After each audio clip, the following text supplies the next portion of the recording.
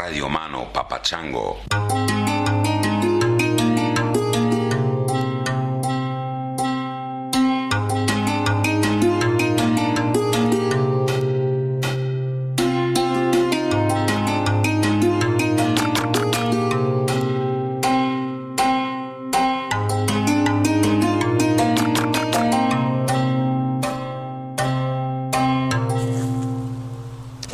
Hi, Chris and the whole Tangentially Speaking community.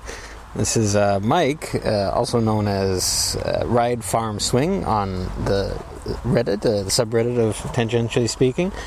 I'm calling in from a beautiful piece of land just south of Nanaimo, BC, on Vancouver Island, Canada. What can only be described as the nicest part of Canada, in an area in transition. Where I'm standing at one point was beautiful, pristine land owned by or occupied by the First Nations, and then it was taken over and logged in the 1800s and then turned into a gravel pit in the 1980s, and then after the gravel was fully extracted, the area started to regrow naturally with first series succession plants of cottonwood trees, and then I took it over, and now I've been building it with my partner into a lifeboat that we really hope to continue helping the community with. I was commenting on how I was a little remiss that I wouldn't be able to fit in doing our orchard expansion this year due to other financial constraints, and Chris said and generously offered to help purchase the trees for the expansion, which was just the wildest thing that's happened to me on the internet in all my life, which as an early or a late vintage millennial, it's been a while. So, but yeah, it's pretty amazing. Chris and all of the Tangentially Speaking community members who are donating to the podcast are helping build an orchard on this land, and I'm ever thankful for it. We always give away almost all of our produce that we don't use ourselves. The whole factor of being a business just really isn't in our whole way of life. So I just wanted to say thank you, and this podcast has inspired me, and the Reddit community that the podcast brings about is some of the most interesting conversations where it is such a rare thing to have somebody get upset and go off the rails, and everybody just intelligently discusses things, and it's a wonderful place. But much like Wallace J. Nichols said in the podcast, episode 325, you need to find your place and spend the rest of your days making it perfect. That's what I'm doing here, and the community's helping, so thank you. If you're on Vancouver Island, swing on by, look me up on Reddit. I'll certainly hook you up some delicious, delicious produce. And in a few years, the fruit of these trees will always be available to you. Thank you all. All the best. Bye now. Apologies if I've already played that. I went back and looked at the last few episodes, and I didn't see where I played it. And it's strange because a lot of these things, you know, I listen to them myself and I imagine playing them for you. And then I don't remember if I really did or if I just imagined it. It's one of the problems with life, isn't it? You know, it's like you imagine a conversation with someone and then you see them and you say, remember when I told you about so-and-so? And they're like, no, you never told me about so-and-so. And you're like, God damn it, I remember telling you about so-and-so. Yeah, we live in these liminal spaces, right? Between what we imagine, what we remember, what we imagine we remember, what we remember imagining. And then somewhere in there is what really happens. Maybe. Is there an objective reality, or is it all just what we remember and imagine we remember and remember we imagine? I don't know. Anyway, yeah, I sent that guy some money to plant some fruit trees so he could get them in the ground before the heavy rains came. And, you know, I guess with planting, timing is a big issue. So, you know, I'm a utilitarian. I don't know if that's the right word for it, but I think that's what it is. It's a philosophy of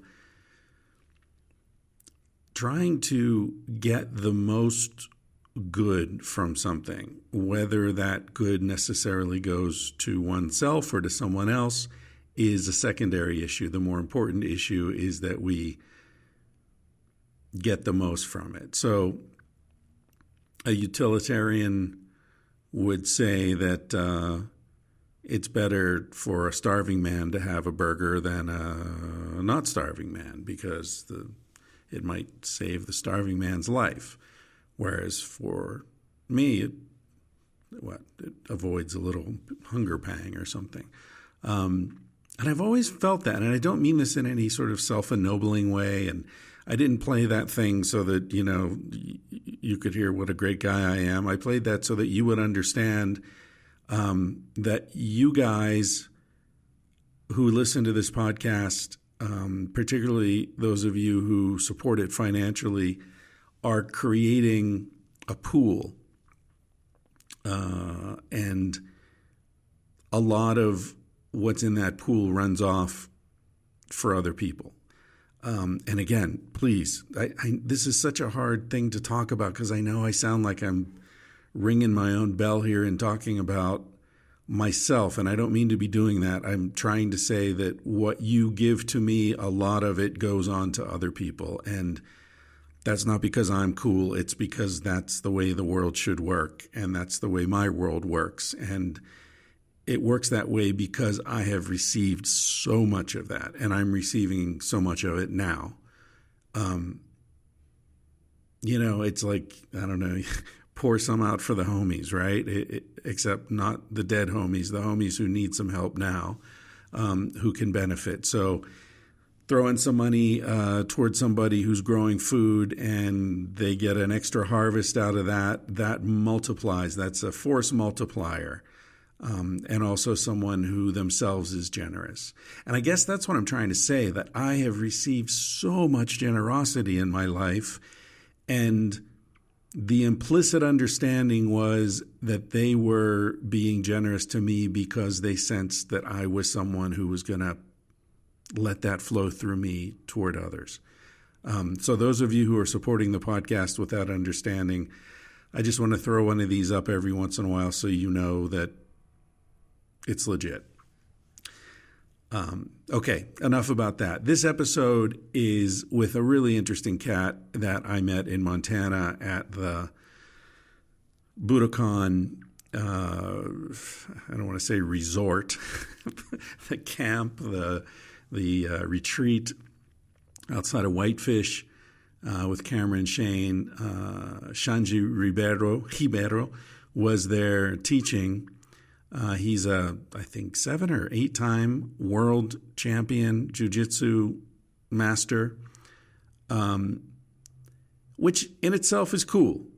But to be honest with you, that's not enough for me to want to have him on the podcast. What made me want to have him on the podcast is that he is not only a master at his art, but he is an embodiment of the humility and the kindness and the generosity and the strength of character, and honestly, the gentleness that many of these martial arts are founded upon and oriented toward.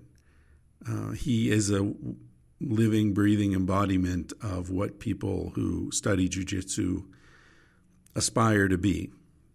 And it's something Rogan always said to me, and he said to lots of people, that there's no bullshit in jiu-jitsu. And so sometimes, when I've said to him, how do you keep your feet on the ground with everybody looking over your shoulder, like questioning everything you say, and all this money and all this attention and all this pressure and all this stuff?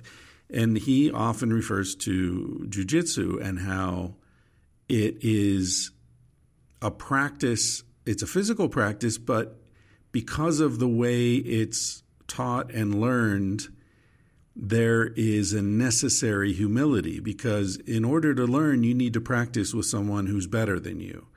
And you're trusting them not to break your arm and to adjust their strength to your weaknesses. And that's a very humbling experience. And everyone does it all up the line. So even the really good teachers, the really good practitioners, for them to learn, they need to be with someone who's a little ahead of them, and at least a little ahead of them. And so there's a built-in humility in the study of most martial arts. I've experienced it in the ones I've studied. I've never studied jiu-jitsu, but certainly in Aikido and in the Kung Fu that I studied as a kid, there was you're always on the edge of somebody being able to hurt you if they're just a little careless or a little aggressive, or, you're trusting them to be hard enough on you that you're learning, but also to not be aggressive and not intentionally damage you in any way. So it's an interesting place to be in. Anyway, this guy, Xande, is that. He is a sweet, smart, kind, thoughtful dude who could just, rip your head off, but he doesn't, thankfully. Or at least he didn't. Mine. Wonderful guy. Also extremely good looking, very sexy, fucking annoying, I gotta say. God damn it, dude. and just beautiful. He's a beautiful man. All right, enough of that. Thank you for listening to this. Thank you for tuning in. I'm still in Antigua, Guatemala, going to be here for another month, I think. And then I'm not sure what's going on. I don't know. It's so hard to make plans these days. I had an interesting thing. I just recorded a video Roma for supporters of the podcast. So if you're a financial supporter of the podcast, you can go to the subscriber forum, or you probably already got an email talking about that. There are really good questions this month, by the way. Really good issues to talk about, and one of them, as always happens, was about relationships and how we get in them, and we get into relationships with people we're not really compatible with, and then it's so hard to extract yourself and so on. Anyway, I was thinking about that, and in the current context of my life where I'm using Airbnb a fair bit. And I was thinking that Airbnb is kind of like a dating app for physical spaces. Because you look at Airbnb and you see these photos, and they're the best possible photos of the place, right? They're the photos taken when the light's streaming in, late afternoon, everything's lit up in this golden glow, and everything's super clean, and the furniture was new when they took the pictures. And so it's presented in the best possible way. The things that are mentioned are the things that are great. So they might say, hot water, but they don't say the water pressure sucks or that the bathroom smells weird or whatever. And so you look at it and you're like, fuck yeah, I'll sleep in that bed. I'll sleep the fuck out of that bed. And then you sign up. I mean, I'm looking at for a place right now to be in for a month. That's a commitment. You're going to live there for a month, but you can't see it first. You can't go there. You just have to rely on the photos and the description and some reviews from people you don't know. And then you go there, you sign up, you send in your money, you make your commitment, and then you go there and it's like, oh man, there's construction going on across the street. And this kitchen smells really weird. And the fridge doesn't work. And it's really loud. There's somebody upstairs stomping on the floor. That's what happens. We get into these things based upon incomplete information or information that's presented in the most positive possible way. And then you're into it, and now you know the person, and if you're a decent person, you see the humanity in everyone. So you don't want to hurt anybody. You don't want to cause damage. It's so hard. Somebody wrote in on Reddit also is going through a breakup, and it's just so hard. There's no good advice, really. The only good advice is that, because this guy broke up with his girlfriend, and then he's like, man, I miss her so much, and I feel so bad for her, and I know she's suffering so much, and I love her, and yeah, there's no way to make that go away. There's no way to deny that. But the one thing I've learned is that if you come to a point where you know in your heart that this isn't working, then it isn't working. And it's, maybe if you go to therapy or something like that, it can recover. But I think in my own experience, I spent a lot of my 20s going back and forth in and out of a particular relationship. And the thing is, I would have saved so much time and so much heartbreak, and I would have grown so much faster if I trusted myself the first time. The first time I hit a wall with that particular woman and said, man, I love her. I love her like I've never loved anyone, but this can't work. We are just not compatible. The sex is great. She's gorgeous. She's funny. She's smart. But we just get on each other's nerves too much. I wish I'd trusted myself. I would have saved a lot of time and energy. I think that's the only advice. So this guy, he sort of realized he didn't want to be there, and now he's having second thoughts now that he's not there. And again, it's that quote I think I've said recently that, nostalgia is memory without the details. Or I might just say without the negative details, right? Without the annoyances. And I watched an episode of Black Mirror the other night called Hang the DJ. Highly recommended if you have Netflix. Really interesting. It's about a dating app that sort of hooks you up with people and learns from each failed relationship and sort of fine-tunes its predictions. It's like an AI dating app. Really interesting episode. I think it's season 4, episode 4. If you're into Black Mirror, check it out. It's not one of the dystopian, you won't be able to sleep for a week after watching it episodes. It's more uplifting, but equally brilliant. All right, that's enough for me. This is Xande. I'm never sure I'm pronouncing his name right. Xande, which is short for Alexander. So it's the Xander end of the name that's pronounced in Brazilian Portuguese. Ribeiro, spelled with an R, like Ribeiro. So you can Google the dude if you'd like to. If you're in Austin, and who the fuck doesn't live in Austin these days? It seems like everybody's moved to Austin. But anyway, if you're down there, he's just opened a school, a jiu-jitsu school. So if you want to study with him and you're in Austin, drop in there and tell him Uncle Chris sent you. I'm going to play you out with a song that a listener named Stephanie Strange sent me just recently. I'll read you her email.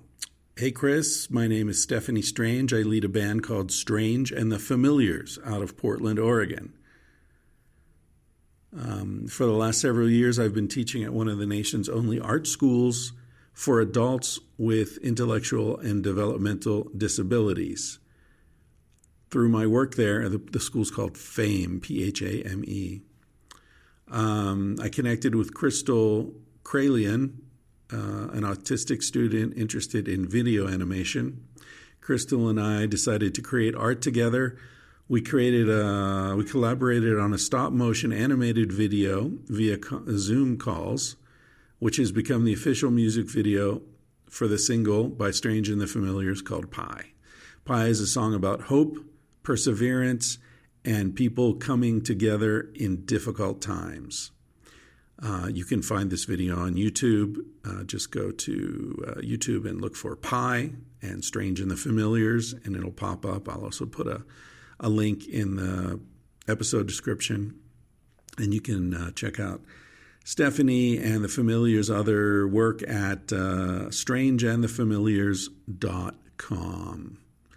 This is Pi by Strange and the Familiars. Thanks for listening, everybody. I'll talk to you again soon. Welcome to Tangentially Speaking. This is my favorite thing, when I meet somebody who I had no idea I was going to meet, and get a chance to hang out and talk a little bit. This is a real privilege for me. It's the main reason I do this podcast, honestly. But thank you so much. I had so much, everybody was talking about you should, because when I talk to people, especially older people that I consider my mentors, and of course I live in a world of, the macho, the fighting world, and I love ideas, I love science. Yeah. I love understanding why things the way they are, more what's happening. Yeah. And that's my creative side, and why I love Budokan so much, for example, because now I can put the why that position has a leverage the way it does. Right. And come here and I started reading a book, I'm halfway through it, and just already seeing that my ideas and the way that I even like to exchange ideas, sometimes not really what I think, but just the way, science is put, I'm like, whoa, that makes total sense. And in me, myself, being single for 9 years, I love the female, I love women. It just makes me think what type of relationship I want to be myself in. Yeah. People ask me like this, oh, you're 40 years old and you're not in a relationship for 9 years. I'm like, well, because the world is changing so much. Yeah.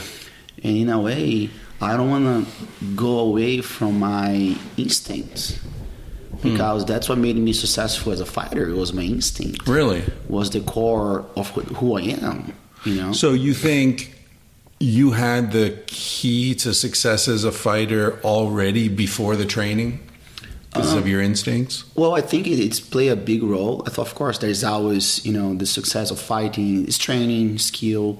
When I start training jiu-jitsu, the teachers go, hey, jiu-jitsu is based on leverage, so a small man can beat a big man. I'm like, whoa, how does that work?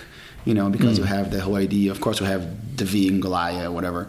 Did you consider yourself a small man? I mean, you're 6 feet something? Well, I was 10 years old. Yeah. But I mean, the concept of what is in jiu-jitsu, was a leverage, right. The alavanca, that's how it works. I'm like, oh, this is powerful. Yeah. And it became very natural for me, because for some reason I had an instinct of protection very early on, because when they put me in certain positions, I felt claustrophobic. And I'm like, I don't want this ever to happen to me again. So that just created a little ball game. And right away, my first 8 years as a young, 10, 11, 12, all the way to 18 years old, for almost 8 years I was undefeated in competition. And I always felt I was doing less than other people, because I saw a lot of people, oh, that's how you got to work hard. That's how you got to do it. And I still have to go to school. I still have to, please mom and dad and things like that. And I felt a lot of kids are way stronger than me, but they weren't better. So I think my instinct of protection really, really helped me. And when you're in fighting, there's no time to think. Fighting, all the thinking has to be during camp, because if you stop for a second, oh, maybe he's gonna throw a punch, the punch is already thrown and you out.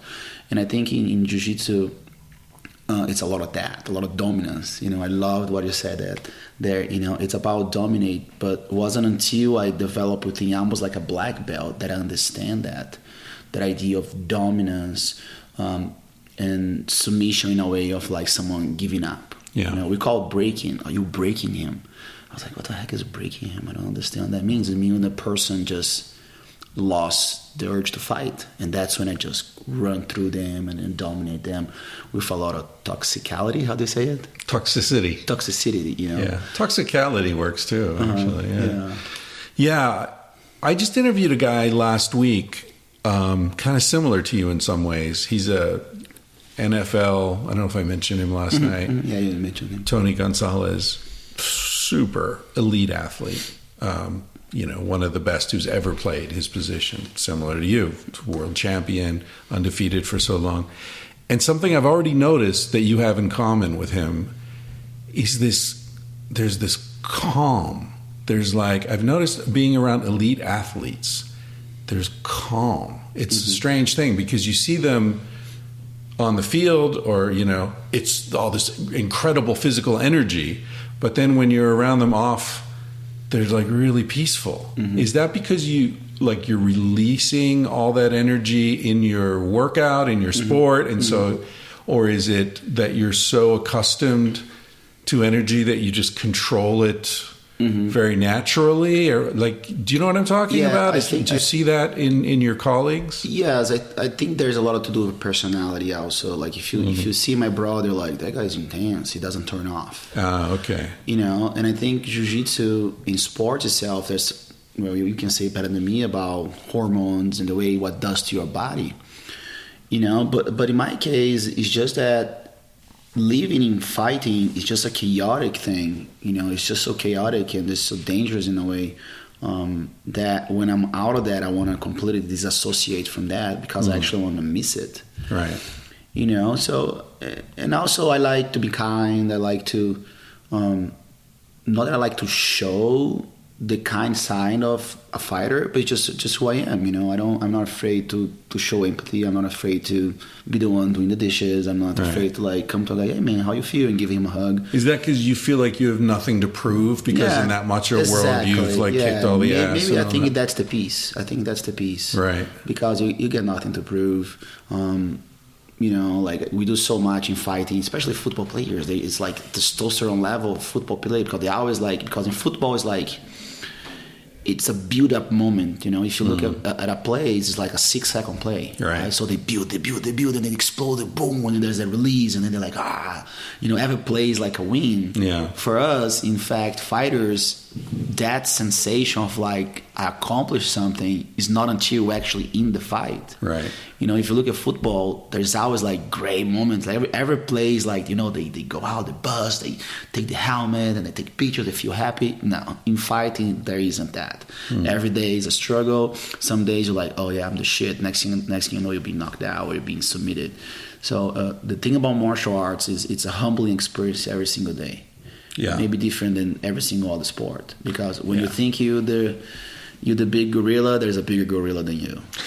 That's something Tony talked about, how he was such a badass in high school and college, and then he got to the pros, and it's whoa, everybody's a badass. Everybody's a badass. For the first time in his life, he was getting his ass kicked. Yeah. Whereas before, it was a man playing against boys, and now suddenly, everyone's a man. Yeah, and I felt that when I got my black belt, because until the black belt, I've won a lot of things, Of course, when I got the black belt, I still kept winning, but I felt the difference because I'm a baby black belt versus a seasoned black belt, and sometimes I felt I was better than them, but they have the experience. Yeah, I was that dude, he cheated me. You know what I mean? Yeah. He was so calm, and he thought I had him, he had me. Yeah, and then that really played a big role on growing up. I say, man, every man is the danger man. You have an older brother? I have an older brother, and he's also a fighter, right? He's also a fighter. His name is Saulo. He's a 5-time world champion in 5 different divisions. We are the winningest blood brothers in the sport. How much older than you is he? He's 6.5 years.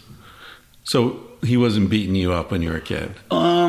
He was always kind of bully-ish in a way.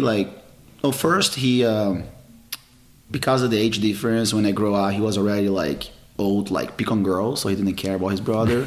But he was always very kind, very protective. And then I started jiu-jitsu, I was 10, but then next year he moved to Rio to go to college.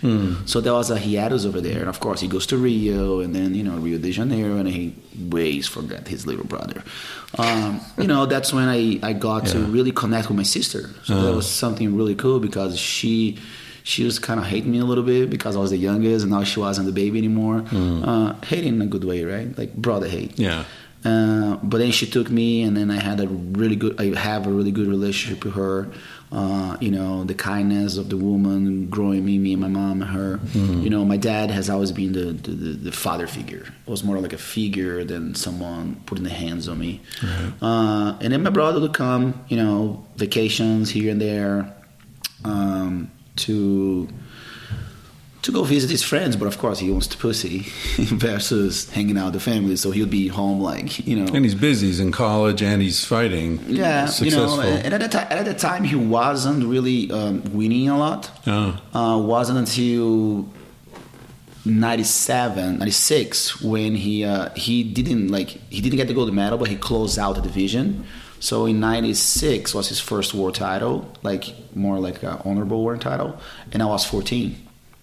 And I was so disassociated with jiu-jitsu at the time because I did bad in school. I didn't even know he was doing that. Wow. That's how disconnected it was, you know. Right. I kind of like, and after a while I was like, why didn't he even like care to tell me? You know what I mean? Like I felt like he was just too busy, and I'm not gonna blame him for not being busy with the beauties of Rio de Janeiro, whatever he was doing. Sure. Wasn't until one of the trips he came in, and I was bigger and I was training. He's like, holy shit. And then I didn't call his attention. And he's like, hey, I think my brother should have moved to Rio. And then he started like become like a brother because he saw like potential. Right. You know, and then that was when I first came to America. I competed in Hawaii. And I won Pan American Championships in Hawaii. I was 17. Well, I was 16. I competed at Worlds. I was a juvenile when I competed as an adult. And I took third. And now the whole world like, oh wow, that's Saulo's brother. And Saulo was then that year he won. Like then he was like, okay, I'm the champion, legitimate champion. And then I was 16, you know, and I was fighting at the time in a division. There was this super famous little kid from the favela.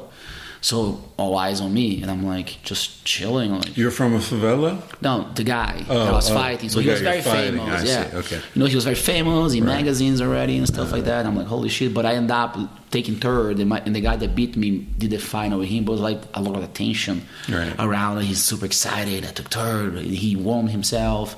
You know, and the year after, we went to Hawaii together, and I won, and he won, and then he was like, he needs to move to Rio, and then I just packed my bag and moved. Right. But I still did college. The whole deal wasn't jiu-jitsu really, you know, it was the whole excitement to be with my brother, you know, and go to college. And because of jiu-jitsu, there was these kids, they owned this college, a very good college in Rio, Gama Filho. And they give me like a half like sponsorship, so I had like, you know, I pay half and I got to go to school, you know. But he was a little bully, you know. I would go to the beach with my little sunga, and he's like, "No, bro, it's not a fucking sunga. I got a Bermuda." Like, you're not cool. So I go like, okay, tough love. Everybody's like wearing cool stuff, and I'm wearing this Amazonian thing. But you know, it's just how you grow. You know, pressure creates diamonds. Do you? Are there other athletes in your family? Your dad? No. My dad was a bank manager, bank man. He plays soccer, but nothing like that. I wasn't a sport guy at all. He was just businessman. Traveled from the bank until he quit the bank and built his own business, and then we stayed in Amazon, and that's when he started doing jiu-jitsu. Right. No. My whole family is just businessman, business people. I have a huge family. I have like freaking like 45 cousins. We're the only athletes in the family. Do you think you would have done jiu-jitsu if your brother hadn't? I think maybe, to a point I would. And wasn't actually, he was doing jiu-jitsu already because he always did judo, you know, and stuff like that. And he tried jiu-jitsu. It wasn't until like 8 months he was in jiu-jitsu that he actually invited me. But the funny thing that I always grapple because we had this grass in my condo that every time like we literally just get the kids, okay, let's go to the grass and let's do stuff, and then we just grapple because we did like headlocks and stuff like that, and because I did a little bit of judo in like elementary school, so that was my grappling until this kid like, you know, he choked me from the front. Even wasn't even a choke, he hurt my neck, and I'm like, fuck this kid. And my brother like, hey, what happened? I said, well, this kid said, well, of course, you're so weak. I'm like, what are you talking about? I said, well, you should try jiu-jitsu. I'm like, what the hell is jiu-jitsu? Oh, come with me. And then I came. That's how I started. How is Brazilian jiu-jitsu different from non-Brazilian jiu-jitsu? Well, it's a long story. Still, there's like a big conversation about where it comes from, right? So Brazilian jiu-jitsu is the interpretation of the Gracie family of the original judo and the combat sports or the combat lifestyle samurais from Japan, right? Which mainly our main focus is groundwork. Like every single sport in the world, if you put your back on the floor, you're done, right? Judo, wrestling, Greco-Roman. So Jiu-Jitsu is the only one, the Brazilian interpretation is the only one that, like, if my back's on the floor, it's not a problem because I use leverage, I use momentum, I use my guard, I can do submissions from the bottom and things like this. And what the interpretation of Jiu-Jitsu, just do a brief story. So Jiu-Jitsu were what the samurais did. Everything in Jitsu or Jutsu was combative. They have swords, they had knives and stuff like that. And then Jigoro Kano, there was a little hiatus there because he turned Jiu-Jitsu into Judo. So he took all the traumatic part of Jiu-Jitsu and turned into the takedown art. Okay, now it's an educational system. He made belts, he made a system, but that was not non-combative really. It was more like trolls and stuff. And some of the Japanese like, hey, I cannot do this. I don't adapt to this. And then Jigoro Kano be like, well, if you don't adapt to this, you don't belong here. So a lot of Japanese people, and Jigoro Kano also, even they call Kano Jitsu, Kano Jiu-Jitsu for a while until they turned into Judo. The interpretation wasn't until, but of course, if you look at groundwork, probably there's a lot of stuff going on at the time. You can't say we created. Our interpretation of that specific style became notorious. That's how I see it. You can't say that, wrestling, there's ground game, There's like catch wrestling is also very old too, even though it look fake. And then the family came to Brazil. That's when the Gracie family got involved with in the story there back then, with the romantic story, with that lineage, is that, Conde Koma, Matsuo Maeda taught Carlos, and then Carlos, taught Hélio. And this is what, like the 1930s, 40s? Yeah, about like this, 1914, 20s. I think the first official academy that's known for the media is 1925-ish. Oh, wow.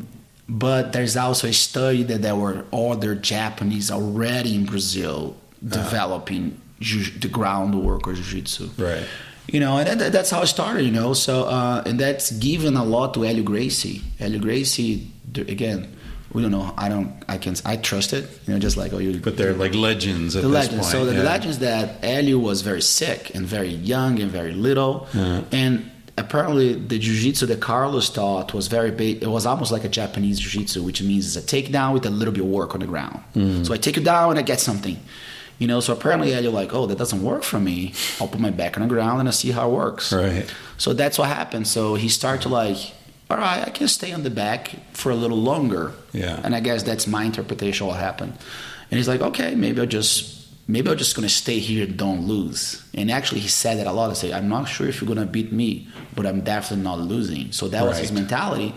So he was like, okay, I'll defend myself until you get tired, and then I'll do something. Boom! Now I'm on the top. Sounds like Italian football, right? Like defend the goal and occasionally attacks. Yeah. So that's what happened, and that was his interpretation. And definitely today it developed within its own art. And of course, the name Brazilian Jiu-Jitsu came from a legal dispute between the Gracie family when they moved to America, and one of the brothers, tried to patent the name to avoid, to make money or whatever, that works in patents. And it left a lot of the Gracies that were here like, okay, we can't use the name Gracie Jiu-Jitsu because, in theory, we do practice Gracie Jiu-Jitsu. We shouldn't even say Brazilian Jiu-Jitsu. It should be Gracie Jiu-Jitsu, that interpretation, right? So, and then within that, the battle, like, all right, so how are we going to make people understand that this is different than Japanese Jiu-Jitsu, Ninjitsu, Yu-Jitsu, whatever they call it? And there's actually something they teach here is called Sport Jiu-Jitsu, J-U, which is actually a right way to write it, but it's very similar to Japanese Jiu-Jitsu. It's like almost like Taekwondo with Judo and a little bit of ground. But there's nothing on the ground. Like, our goal is to put you on the ground and stay there. And within the dispute, someone came up with the idea, let's just call Brazilian Jiu-Jitsu, and that's how it started. Do you guys, the groundwork being so important, do you ever have a fight where you want to be on the ground? Right? I want to be on the top, for sure. But on the ground. Yeah, you know, Right, because does it start? Is it like MMA where it starts off with blows and then sometimes goes down? Brazilian Jiu-Jitsu essentially it's a non-striking art. Oh, okay. You start standing. You know, my goal is to take you down. So it's all grappling, like judo. Grappling. Sort of. It's judo with longer groundwork. So in judo, if I take you down, depends how I take you. There's the levels of scoring, and then you can even win the fight if I take you down. In Jiu-Jitsu, it doesn't matter how I take you down; it's just 2 points. And then it goes on from that. And there's illegal joint manipulations. I can't bend your finger. Certain organizations don't allow the certain twist on the knees. If you're doing jiu-jitsu without the gi, now you have more foot locks and strangles and things like this. You can't like hold the pipe and squeeze it, so you have to use the gi or your hand. So there's a couple of things like that. But basically, it's all grappling. Right. You know, but of course, when you go to an actual jiu-jitsu school that want to teach you how to defend yourself, there is a limit on striking, because our philosophy behind jiu-jitsu is not to escalate an aggression, it's to de-escalate the aggression. It starts with the negotiation. I always say every argument starts with negotiation. Hey, why do you really want to fight? Like, do you really want to do this? Right. You know, and then of course you protect yourself. Everybody say, well, we just punch the person. Well, if you punch the person, now you're in a fight. And you might kill him by accident even. You know, if someone falls, they hit their head. It's not so exactly hard. So you have to be very, very, very concerned about it. And that's one of the things that I was very blessed and never really got into a street fight, was because my first thing that I go home and said, man, that's like a superpower. If I hurt somebody, I always be very concerned. Like, and I think it goes to the manner is like, okay, why are you so calm? And I think I'm too calm even. That I even take shit. I'm like, you know what? I'd rather take shit than go to jail. You know, so I always try to, and I say, man, maybe this guy, man, he had a bad day. Maybe he didn't get an orgasm. I don't know. And maybe he has a fucking gun in his pocket, too. Yeah, you know? So I was afraid to just, like, lose my mind. Imagine if, like, all of a sudden, all of that calmness just turned into a freaking maniac. Yeah. And I can just, like, for all of a sudden, instead of punch your face, I'll punch your throat. Now you suffocate to death, you know? Or maybe I'll just, like, go a little like a choke, a strangle, and I just forget to let go, and now you have a brain. So all those things really made me like ponder about, do I really want to get into a fight? Like, is that really worth it, my macho, just because I didn't fight? Like I always ponder about that. When I was 15, my kung fu teacher killed his father in a fight, who was also a black belt. So it was like, for me, I mean, I was only doing it for, I don't know, 3 or 4 years at that point, but I really loved it. And for me, it was all just like movement and the meditation and the animal movements and all this.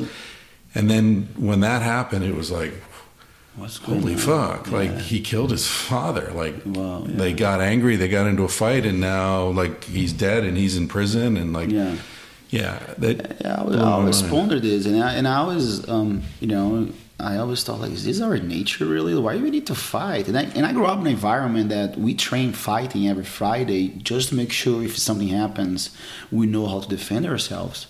You know, I was like a 12-year-old kid throwing smacks in my buddies because we need to make sure we knew how to protect ourselves. We did like gang simulations, like, okay, 3 guys against you. What are you going to do? Well, I run from this small guy. Yeah, that's a good strategy. And then we would do stuff like that, you know. Like, just in school or just? No, in the academy. School, when I mean school, is the jiu-jitsu school. Oh, okay. You know, so we train that. Right. And then in Carnival hits, and it's another shit show. You know, and people just like, sometimes people are arguing, and a guy that has nothing to do with the problem goes and punch the other guy. I'm like, why all that? So I think like when I start to see all this, I start to see things that I didn't want to be. Yeah. At an early age. So why do I need to fight? Like, you know what I mean? But I'm still skilled in fighting.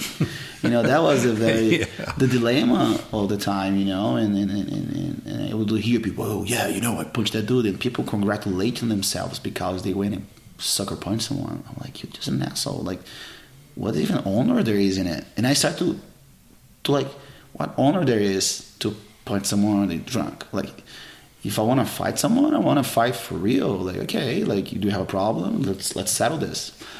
And now the funny things, like, even my friends, you know, they would like be in an argument, like, oh yeah, you know, like they're very like, I talk to each other, say, okay guys, I know you, let's do this. There's an empty space right there. let's just go me, you guys, and you guys can fight. Oh no, man, everything's okay. Man, the energy will just change, and now they're best friends, you know. And that's always how I try to perceive life, you know. I say, why do I have to prove?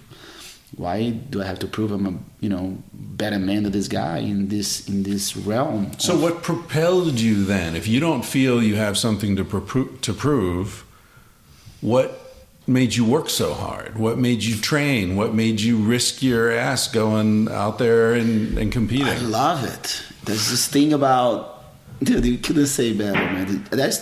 I think everything, it's the peaceful warrior, you know what I mean? I'd rather be a warrior in a garden than a garden in a war, you know? And I started to study about the samurais and how everything was so gentle, but they're like fearful. I was like, and also jiu-jitsu is very interesting. It's an art. Like, I'm always like figuring out ways to do things better, and it's a science, you know. It's also, everybody talks about art. I say, for me, it's a science. How my body can move better, how I can do this better.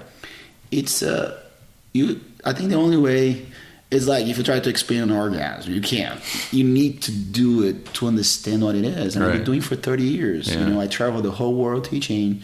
I've connected to the richest, to the poorest, to the craziest, to people that had no limbs. I've taught people, paraplegic people. We have programs for like cerebral palsy kids, blind people that don't have limbs. That's awesome. You know, it's the most adaptable art in the world, and it's like jazz. It's always something different. It's always so you can change it. You mentioned earlier you were doing things new ways. It's not like set. This is how you do it. Well, leverage is a science, right? Physics. Right. Let's say gravity, and leverage, anatomy, force, anatomy. Right. What changes exactly is the anatomy. So your body, I can teach you something which I'm experienced now as a scientist of the art, is that there are certain things that are universal, which means connections and frames. Like you have a frame and you have your bone connections. What makes it different? How much muscle you have, and that's the variables in jiu-jitsu, why a technique will work or not. The technique is perfect. We are not. Right. But, you know, it depends on the day, depends on the climate, depends how you wake up, you know what I mean? So when you're going to compete with someone, are you looking and sort of like, he's got a lot of muscle development in the shoulders, but his hips don't look very developed, so that's a weak point I'm going to exploit? Well, yeah, like you can see their game, how the game is, you know, but everyone has a weak point, their neck. That's always going to be the weak point. Once you get close to that, they feel this, I don't know how they call it, the chi, the anger, you know, like when you're anxious, you feel this little in your stomach. So I teach people aggressive hugging. It's like you appropriate yourself on their energy. I want my chest in your chest, and now you're like, oh shit, there's a human being on the top of me. And that's universal. There's certain poses and positions, they never change. But everything until I get that point, it can change so much. So a lot of guys, man, the guy's legs is strong. I say, well, maybe I shouldn't let him lock his best technique, because now there's strength there, even though the technique is perfect, because I might not be able to deal with that strength. What type of strength they have? Some people I call nervous strength, like the people that like snatch on you, they're very strong. Some guys are more fluid strength, like, fuck man, I'm moving here, he's everywhere. You know, some guys try to be faster. Some guys, they just don't move well, so they hold on to your leg and they don't move. So there's so many styles, you know. Imagine how many people in the world, that's how many styles you can probably get. You know, because in jiu-jitsu is a type of art that you take appropriation from it. I'll give you the weapons. Okay, this is a guard pass. This is this. And you're going, okay, it can visually be the same pass, but it will never be the same pass. It's always going to have a little inch here. If you move an inch in a degree, it's already totally conquer the world. You know? I think someone was talking about was the fraction theory, that like, you know, the time and space, the change. And when you're in jiu-jitsu, it's like everything out there is just a totally different reality for you. You know, whatever's happening at that moment, it just, you know. Total focus. It can literally 10 minutes, some fights are like, oh shit, been 10 minutes? Some fights, holy shit, it's been 3 minutes only? Like, so you lose that idea of perception of reality. It's such an interesting thing, especially if you're in the state of flow where things move. And now you're like, oh shit, you know, where am I? Sometimes me and my brother train, never go on the clock. And I'm like, oh wow, that's like 20 minutes. when we took around an hour and a half, and we drip in sweat, our energy just renewed. Sometimes like it's such a bad day, and I say, man, what was this? 45 minutes? No, it's 10. So the idea of time get very relative. Einstein would love jiu-jitsu, I think, because everything is relative. You know, it depends on the day.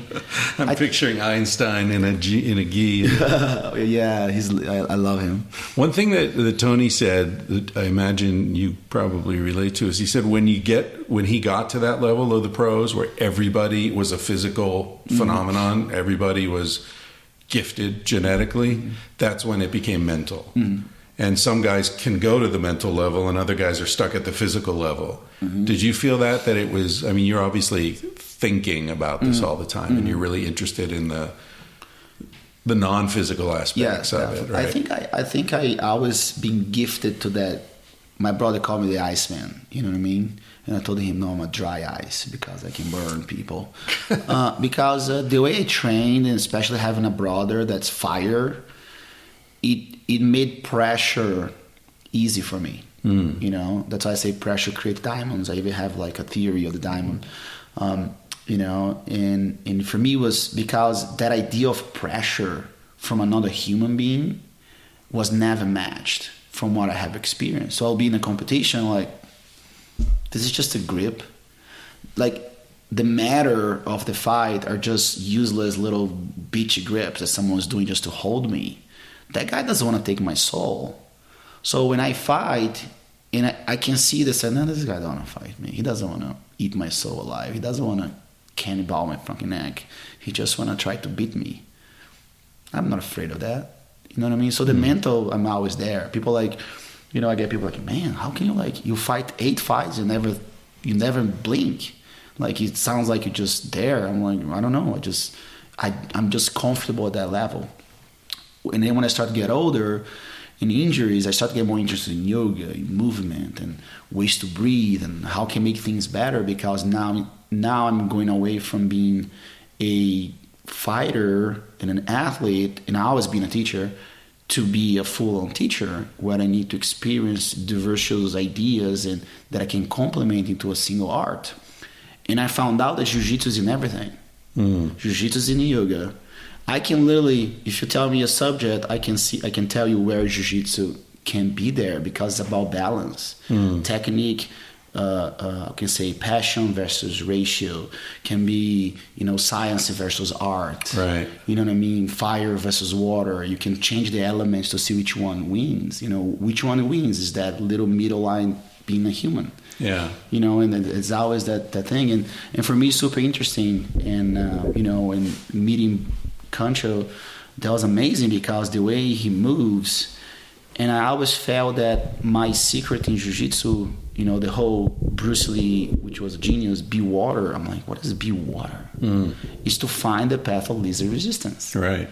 And I always had that in my mind. Okay, if you hold it here, okay, think that you have there. I'm going to start to just grow here. Right. Now, like, oh shit, he's going there. Now he lets go of this. Now this is strong. And then I can always make that idea of being everywhere just and flow. Nowhere. Yeah. You know what I mean? I always kept that. And then I found yoga, and then I started the state of meditation, and I found out the most chaotic movement in the world is stillness.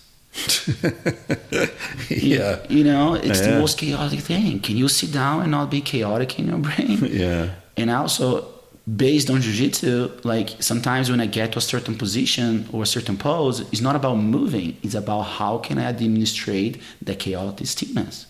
You know, I have people like, God damn, you're not even moving. I'm like, there's a lot of movement going on, Brody. Right. There's this energetic aura around me that's totally focused on you. There's intention and there's movement, you know? So there's a lot of things going on. So it's almost like an aggressive tranquility. Yes, definitely. Yeah. You know, because the energy comes through intention, you know, because if you're still, you're not moving, you're not putting energy in anything, right? Yeah. And like I think we were talking about, like when we were discussing mind science, we're talking, oh yeah, because I'm attracting those people. Because now you have intention. That's my belief, right? You put intention on that, now there's an energy that goes there. Could be psychological energy, spiritual energy. In our case, it's physical energy within the spiritual energy happening at the same time. And I think that's super powerful, because when I fight people, I can read their intentions. Like, they don't want to do it. They're afraid to do it. And therefore, they're not fighting me anymore. They're fighting whatever I'm presenting. Okay, here. They're there, now I'm here. It's beautiful, man. Jiu-Jitsu, it's such a beautiful thing, and I'm still discovering.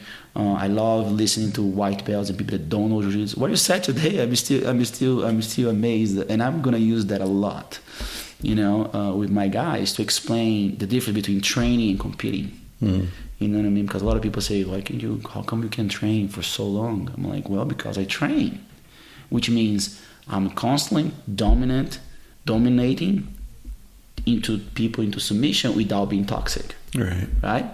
Because it means, okay, you move, I move. You beat me technically, okay, But now, which I believe the toxicality in man comes from that competition, that state of competition every day, because there's no contribution. Because when we're training, I'm contributing to you, you're contributing to me, because you're giving your best self to me and I'm giving my best self to you. Now, if I have to push it off, now I'm competing, now I'm using strength, I'm using things that are not into the reality or we agree on. In competition, I don't care. I want to steal your soul, I want to steal your wife, I'm going to be a Viking. Because now I'm competing, because I have to be toxic. I have to make you feel less of a man. I have to make you feel like you're not worth being there. Because those are the part that people don't understand in fighting. Is it possible to cheat in jiu-jitsu? Steroids. No, it's such a gentleman sport. I think, all right, whoever knows jiu-jitsu maybe know what I'm talking about. There are rules that cheat the intent of jiu-jitsu, which is the dominance through submission. Dominate the person, control the person, submit the person. That's the ultimate truth in jiu-jitsu, right? But there are rules that benefit the people that don't want to fight. And I think that's cheating. But there's no, like I said, the gripping rules, they're very clear. Like I said, it's almost impossible to really cheat in jiu-jitsu unless you do steroids and things like this. But there's no if you grab but not once you're there. No, like you're gonna poke me in the eye. No, if that's the favor, you out. You know what I mean? Yeah. There's not really. Everybody I know who does jiu-jitsu seems to be like a really humble, kind person. Like I've got, probably 6 or 7 friends who do jiu-jitsu, and they're all really like gentlemen. Like you said, it's a gentleman's sport. Is what made me think of that. And I think I was probably talking with Joe Rogan about it, and he said that's because nobody gives a shit who you are. If you're better, you win. If you're not better, you lose. It's very, very simple. Yeah, we say, I think Bruce Lee even mentioned that, it's the art of express yourself honestly. You put the gi, you cannot lie. Right. If you're lying, meaning if you're not being yourself at the moment, you're cheating yourself. Right. Because you're not going to learn. Because you're not going to learn. If you dare to beat me, really, bro, is that what you need here today? You have a job, you have things to work on, and your idea of success in life is coming here and try to prove yourself. It makes no sense. Like I said, I was able to teach variables, social classes and things like this, religions and things like this, there's a passage in the Quran that say the haram is a sin, right? The woman opening their legs. Actually, jiu-jitsu is an obligatory sport in the United Emirates. In the Emirates, really, girls train jiu-jitsu. No kidding. So now even that has changed their mentality. I was like, okay, all right, I know that to say that you can't have a person between your legs, but of course they train with only women. Right. So there's no man training with women. Right. I've been in a room where there were Muslim girls training, but I had a woman that I would teach the woman and she would teach the girls. But I could not, not physically touch the girl. Right. That was one time I kind of lost and I grabbed the girl's foot, and the girl was like but then she it kept going, and then she Sensei, I don't want to say that, but I know they don't care, but if someone sees it, it could be a problem for them. Right. You know, she loved that you touch her because you're her idol, right. but just don't do that. Yeah. And that's the beauty of jiu-jitsu. Like, I can tell like many stories where I felt like very, how can I say, that whatever was happening to me was unfair. And I look around as a fucking guy with no legs, so happy. Yeah. There was this one tournament that I fought, 2002. So I got my black belt in 2001, and right away I won a Pan Am Championships, right? And I was like, oh shit, you know, I'm the best. I was the best at the time as a black belt. 4 worlds, lost. And then the year after, I'm like, I'm gonna win. So I did the absolute. So jiu-jitsu is the only martial art that there is an absolute division, which I've won twice, which means you fight any weight division. So I can fight a guy 300 pounds or 60 pounds. So I've won that twice. So we call it double gold. So I've won my weight division. So I'm a 5-time heavyweight champion and a 2-time absolute champion. So in that year, no one on earth was better than me. So anyway, so I fought the absolute, did really good, lost to the champion. I was like, yeah, man, I'm going to win the worlds. So I fought the first time, I beat the first guy, really good. I'm like, man, he didn't get tired. Second match, the guy do like a sweep on me and it hurts my knee. Dude, I was furious. I was crying. I was like, God damn, God, why you do this to me? I don't deserve this. This is bullshit. Like, you know, when you kind of go Did you have to withdraw? Huh? You withdrew from the competition? I could not. Yeah. I could not go anymore. And the guy that I lost won 2 years in a row, and I beat him for my first world championship. So I got him back. So super cool guy. It wasn't his fault. It was more me being, you know, just lack of attention. So I'm doing that reflection of like, damn it, I don't deserve this. Like, why me? You know, like you that thing, why me? And then why not? You know, again, the idea of fractional theory that like 1 second could learn a lifetime. Mm-hmm. So as I'm going up, and then my brother like saw me crying, I'm like on tears, and then my brother picks me up, like, I don't want to see people crying, and I'm going up the stairs. So as you're going up, I exchange eyes with a guy like this. Little was little like this, and I moved away. Little was that period of time. That dude looked to me to such a pity eye, like. Like little that consumes me when I even talk about it. Yeah. And then from that moment on, I never was able to complain about anything in my life. I think that moment was a very crucial moment to like, what the fuck are you worried about? Why do you have to be worried about things? You know, I have enough, like I said yesterday. Mm-hmm. So anyway, the guy's in the stair, he moves away so I can pass. The guy had no legs. And I'm looking at that. And he's feeling bad for you. And he's feeling bad for me, you know, and I hurt my knee, and the guy has no legs. He's a jiu-jitsu guy. And then I met him later, and I taught him some stuff, you know, and that's what jiu-jitsu is. It's super adaptable. It's a very humane, like us humans, you know, we adapt to anything. We can eat anything, or I don't know, because I'm just saying by experience, and that's what jiu-jitsu is. It's a highly adaptable art. It can be for anyone, but in some sort of level, you can practice jiu-jitsu. Any age, we have like 80-year-old people that still practice jiu-jitsu, you know. And he looked at me significantly at that moment. I'm not quite 80, but thank you. No, I mean, well, I looked at you like, would be interested to see. Even you, doctor. Yeah, because, you know, meaning that you could try. Yeah. It would be lovely to see what you feel about it.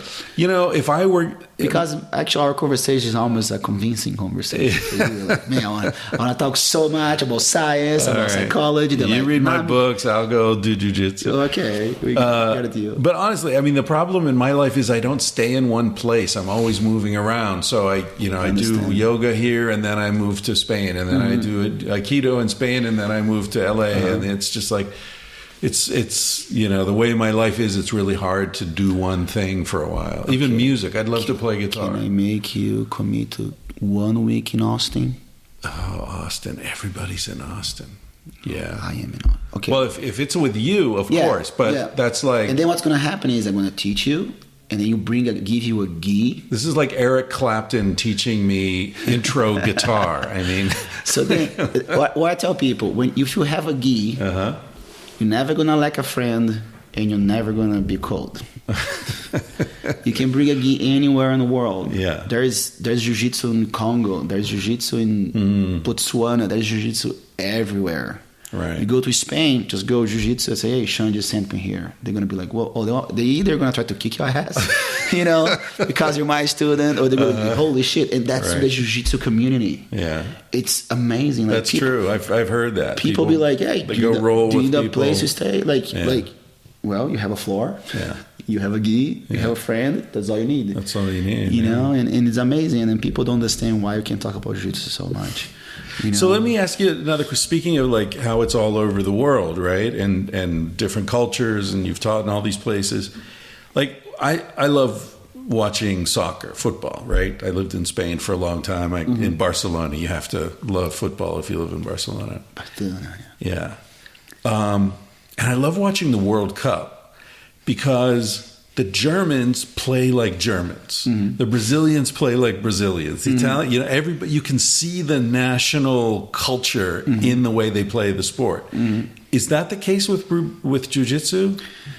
In a certain level, not really, because I think everyone got a little Brazilianized. It spread. Yeah. What's the Brazilian martial art where they capoeira? Capoeira. Is there like a capoeira vibe in Brazilian jiu-jitsu? No. It depends. Okay, now I can go into a level of criticism. It's still martial arts, right? We try to bring the tradition from Japan. Some people say, "Fuck this! Why do you bow?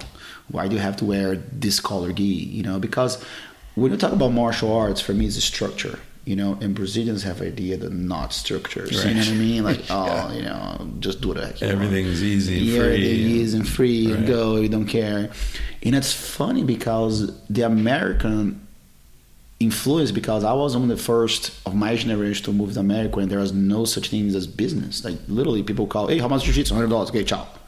Oh shit! I just lost a customer. So now there's this whole idea of like customer service, what you do, and so it became a systematization of the sport. Because back in the day, there was no names for techniques even. So what are you going to teach you? I don't know. But now there's a process, which is funny because we incorporated the systematization of a method, right? We brought methodology to jiu-jitsu, right? Some people hid it from, like, who had it and never showed, so it was this whole secret. But then also we brought the warmth to the American society, like Americans hug, and then they're not so like, "Oh, I don't touch you," you know what I mean, like that. Now it's coming to I don't know if it's because of culture or politics, I don't know what it is, but now it's turning now into a way that they're like against the Brazilian way, which is not really the formal way, which actually confuses me that way, where a lot of Americans are like, fuck the Brazilian way, you do what you want, you train everywhere, you don't have to wear a patch, you don't have to be like, so how can you be so systematic now you fight against a methodology that was what brought you in the first place?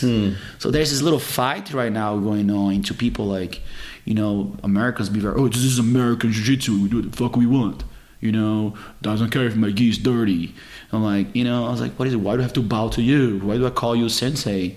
I was like, it's just a formality. You know what I mean? It's just because you're in martial arts. It's a structure. That's why it's martial. And people are running away from that, which actually confuses me a little bit. And then it sounds very Brazilian, even though they want to move away from it, And I think that's the part in the sport now that me as like an older, which I've seen all of this happening, I really try to communicate to people, to younger generation. And I think it's about a lot of the teachers, some teachers, they don't push that, At the same time, if there's students like do something stupid, they're like, "Oh, you're not supposed to do that because it's not honorable." I'm like, you have to practice every day. Your habits become who you are. You get discipline, and then the discipline turns into a habit. Now you put discipline in something else because it's already part of you. And I think that's where I think some of this, this aggressive competition, toxic environment of competition, and I think which is embedded in the American way of doing things, is very it's kind of ruining a little bit the martial art aspect, is the formality and stuff. The Brazilians dominate the sport, though, right? Yes, yeah, the gi part for sure, the no gi now, which is the submission wrestling part, which is pretty much jiu-jitsu without the uniform. There is an American level now it's stepping up to us. with the gi, it's going to be a while. So I think the no gi, again, people that maybe know jiu-jitsu and listen to us will be like, wow, he's saying that it's an easier gateway to be competitive at grappling, the no gi. Do a lot of people now come to jiu-jitsu as their intention ultimately is to go into UFC? So jiu-jitsu is a part of it? Yeah, there's a lot of people. There's guys I get people that are like, oh yeah, I'm 38 years old and I want to be in UFC, I need to train jiu-jitsu. I'm like, no man, you need to start this way early. Because back in the day, which I can't even speak to myself, there were fighters. Now we have athletes. It's a totally different thing, yeah. Now the rule benefits the athleticism more than the fighter. If you have a fighter that is athletic, great. Khabib, and even Conor. Conor was really good at the time. Now he's just... But then you had like Kimbo Slice is a fighter. Yeah, he's a fighter. He's an entertainer. Now we have the entertainers, which people complain now because, why, whatever, Jake Paul is making, $10 million because he's an entertainer. He has a following. Well, even Conor McGregor's an entertainer. Yeah, but he's a great fighter. He's trying... He got lost a little bit now. Especially, this last fight. It's not that. It's just his attitude. He's such an asshole. Yeah, he turned into... He ran away from what got him there. Yeah. And I think that's what happened with any martial artist. If you run away to your principles, to your intention in the first place, it's a formula for failure. If you look at Khabib, for example, he had his intention to do what he did. I said, okay, now I don't want to do now. Now he's building other badass guys. And no, they offer him millions, and he's like, no, my dad's dead. My dad died, and I don't want to do this without my dad. And that's me, because his intention was there. Yeah. And if you don't run away from your intention, that's 90% of success. I grew up loving Muhammad Ali, right? Like, to me, Muhammad Ali was the coolest dude in the world. And I still think he was amazingly cool. By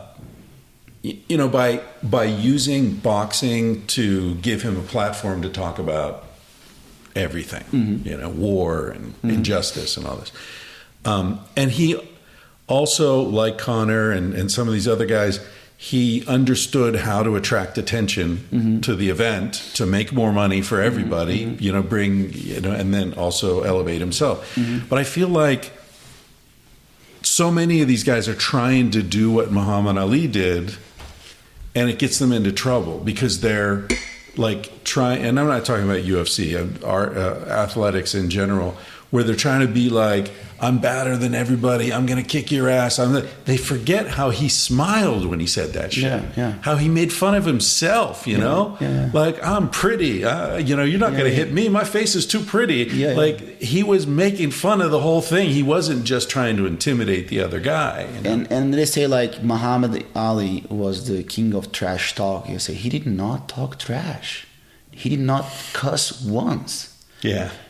But he made fun of dudes, and he tried to, Joe Frazier. Yeah, but I understand that. But he never said, "I'm gonna fuck you up." Right. He never said, "Your wife sends me DMs." He was the most gentleman asshole in that thing. So you can't compare it to Muhammad Ali. Like, you know what I mean? People, the society now, and in general, this whole idea of like, I gotta say some shit to get viewers, to get likes, therefore get money, for me is wrong energy. It brings you a lot of karma.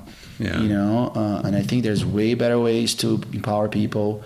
Read, be intelligent. He said so many cool stuff. You know what I mean?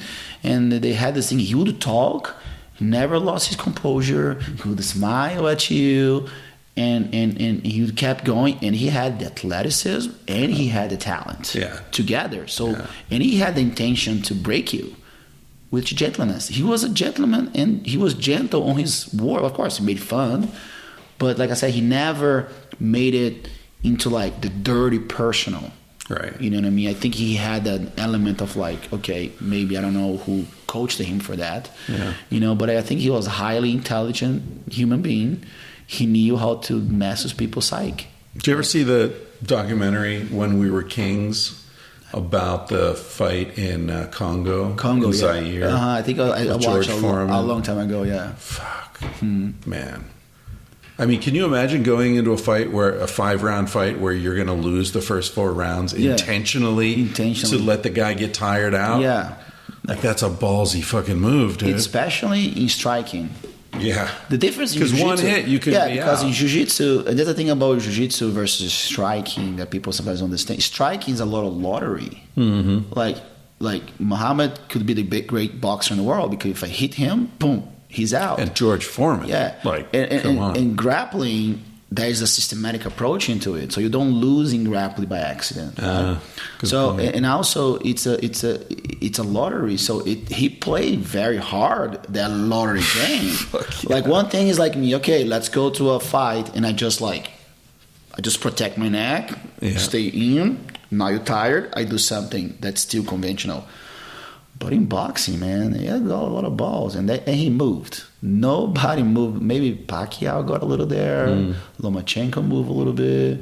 Mayweather is more like head movement. Muhammad was Muhammad. You can't compare that guy. Man, when he put his arms up on the ropes with that fight with George Foreman and just juked around, oh man, that was... Yeah, he was such an athlete and gifted. Yeah. He was a gifted athlete, and he took the best out of it. So what do you think? When you think about Muhammad Ali, do you feel like his life ultimately is tragic, or...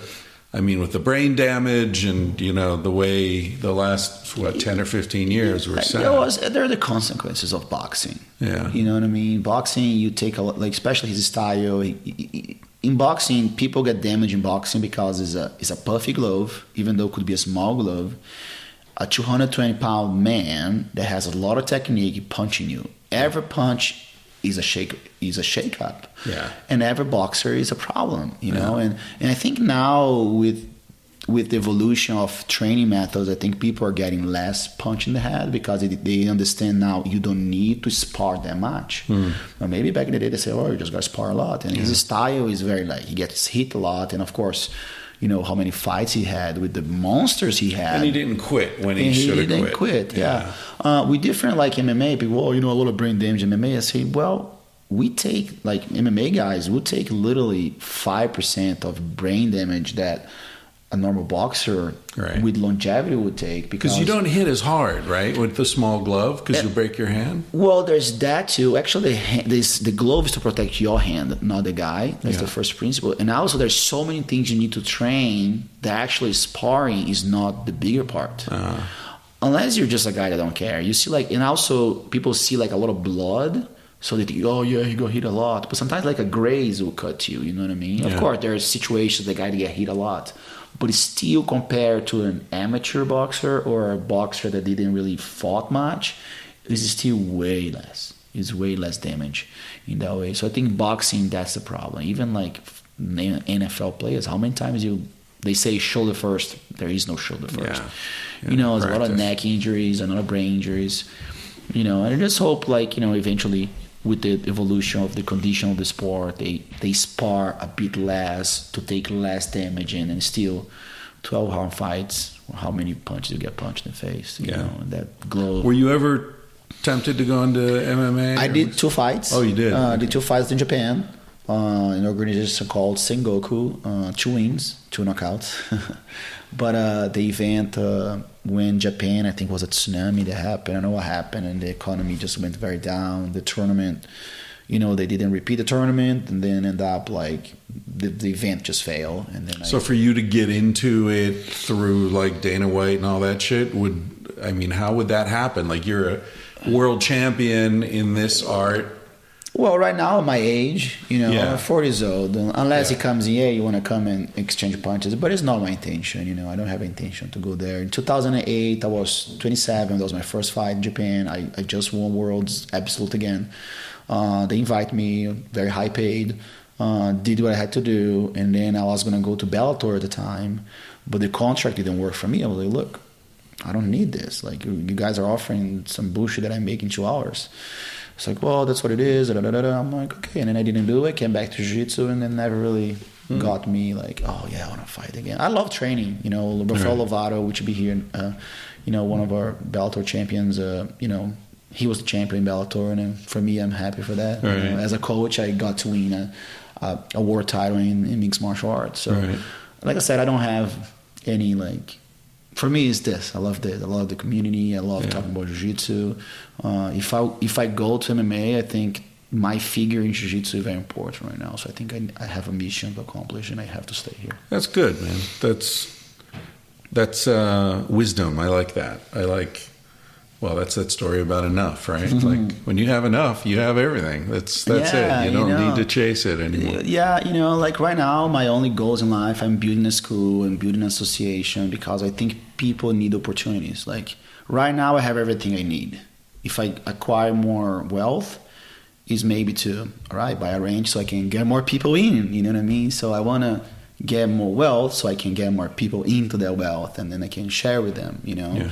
I'm not worried about this is all mine. I want to walk around, and I walk around my 10 fighters in 10 years, and they all 6-figure champions. You know what I mean? Like that's how I see wealth in my idea. And then have some way I want to build a jiu-jitsu school. Okay, those are the elements. These are the people. These are the websites. This is what you do. These are the people that you talk to. I think that's my main goal now, is how can I share the knowledge and wisdom and turn that into people's wealth, because I think that's what's important. And I think as many people we can teach the right ways of jiu-jitsu, that's my wealth. Right. You know what I mean? When I see people, I train jiu-jitsu because I watch a podcast. Great. Someone else is building a life. Yeah, sometimes when I was young, I felt like I was taking too much, like I was just having all these experiences, and and all these older people were helping me, and I was traveling a lot, so people were like, you can sleep here, and here's some food, and meet this guy, and I felt guilty, like I'm taking too much, right? And then somebody said to me, like, when you're young, you breathe in, and then you get older and you breathe out, and you give, and it feels just as good. And it's like, you just like feel the natural rhythm of it, It sounds like you're kind of like, I've won everything I wanted to win, and now I'm gonna spread this shit around. I'll help people to win. What do you want to win? You want to win a competition? I'll teach you the way. But work is yours. You want to win and be in a successful academy? This is what I do. I go all over the world, and I adapt the cultural aspects of business and how they can adapt to my martial art without corrupting the art. Right. And I think that happens a lot. You know what I mean? People. So, is your school open in Austin? It's about to be open. August 2021. That's when it starts. Sweet! Yeah. Congratulations. Thank you. What's the name of the school? Six Blades Jiu-Jitsu in Austin, Texas. So anyone listening to this in Austin who wants to get in touch, there's a website. Yeah, sixbladesjiu-jitsu.com. It's 6 like the number 6, and then blades like blades. Jiu-jitsu.com. All right. Yeah, you can find me there. Well, listen, we've been talking for an hour, and I know you're expected out in the dojo. That's I don't want to keep you. I'm the everyone the wants your time. I'm the alpha gorilla here. So, sweet. Thank you, brother. Oh, thank you so much. This is my pleasure to be able to share. Hopefully, you can have a week off and come with me. Come all right. To Austin. If that's an invitation, I cannot say no. We do a little. Maybe we go to some coffee, get you talking to people, because I think your work is very important. It's been very liberating to me, and I think everything that makes you think about options in life without taking personal. I think a lot of people when they read something, they take that as offensive, and I think people need to learn how to hey, this is just data. Right. Let's see what I do with this data. Yeah. Like you said, this is good for you, but maybe not good for me, but here's some options. Right.